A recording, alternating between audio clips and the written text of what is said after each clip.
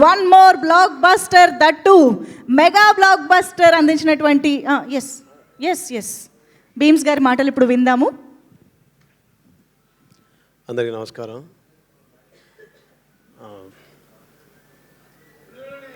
Almost ఇది ఒక silver Jubilee నాకు. నేను వచ్చి 25 ఏళ్ళు అయిపోయింది. ఇప్పుడు వెళ్ళి సగర్వంగా చెప్పుకోవచ్చు మా నాన్నకి, నాన్న నువ్వు దేనికి పనికి రావురా, నువ్వు దేనికి పనికి రావు, అసలు నీ వల్ల ఏంటి ఉపయోగం అని రోజు మా నాన్న తిట్టేవాడు. నాన్న ఇక్కడ నిలబడ్డాను, నా ముందు అనిల్ గారు ఉన్నారు, వెనక చిరంజీవి గారు ఉన్నారు, మధ్యలో నేను ఉన్నాను.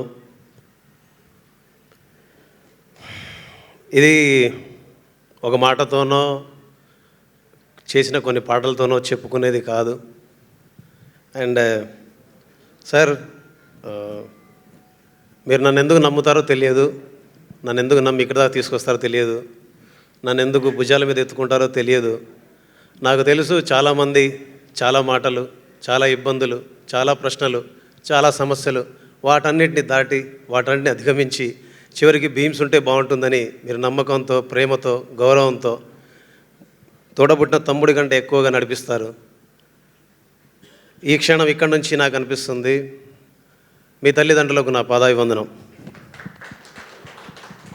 ఈ క్షణం ఇదే వేదిక నుంచి అనిపిస్తుంది, మీకు కూడా నా పాదాభివందనం.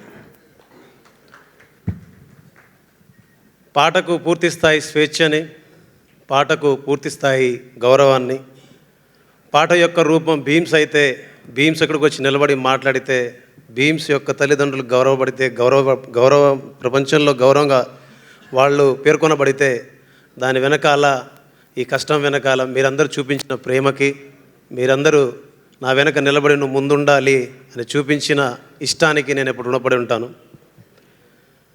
ఇక నుంచి నేను ఇంకా చాలా మాట్లాడేది ఉంది, బట్ ఒక మాట చెప్తాను. నా మనసు ఈ సినిమా మొదలైన దగ్గర నుంచి ఒకటి అనుకుంటూ ఉంది, ఒక సాధారణ కానిస్టేబుల్ కుమారుడు ఒక మెగాస్టార్ అయితే, ఒక సాధారణ ఆర్టీసీ బస్ డ్రైవర్ కొడుకు ఒక గొప్ప దర్శకుడు అయితే, ఒక సాధారణ రైతు కొడుకు భీమ్స్ ఇస్రోలియో వాళ్ళ దగ్గర నిలబడి వాళ్ళతో కలిసి పనిచేయగలిగితే, అంటే ఒకరు కర్షకుడు, ఒకరు కార్మికులు, ఒకరు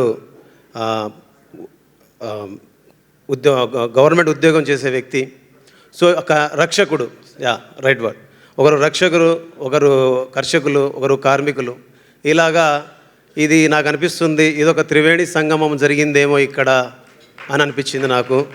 ఎక్కడో మారుమూల పల్లెల్లో పుట్టి పెరిగి ఇక్కడ దాకా రాగలగడం, వాళ్ళు కూడా అక్కడి నుంచే ప్రయాణం మొదలుపడి ఇక్కడ దాకా రాగలగడం, అండ్ ఇంత గొప్ప ప్రయాణాన్ని, ఇంత గొప్ప విజయాన్ని, ఇంత గొప్ప ప్రేమను చూపించినందుకు తెలుగు ప్రేక్షకులందరికీ మనస్ఫూర్తిగా నా నమస్కారం.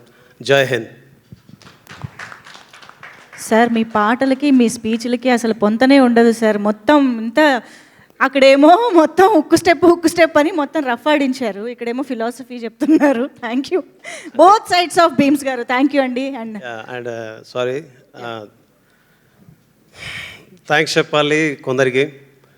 మిథున్ సార్, మా కీబోర్డ్ ప్లేయర్ మిథున్ గారికి, అండ్ మా వైద్య గారికి, మా అగస్త్య గారికి, మా హెల్విన్కి, మా రైటర్స్ శాస్త్రి గారికి, శ్యామన్నకి, భాస్కర్ భట్ల గారికి, ప్రతి ఒక్కరికి, మెయిన్లీ చివరిగా ఎప్పుడు చెప్పాలన్నా ధైర్యంగా చెప్తాను, ఎప్పుడు చెప్పాలన్నా గర్వంగా చెప్తాను, మా మాల్యా ఇక్కడ దా.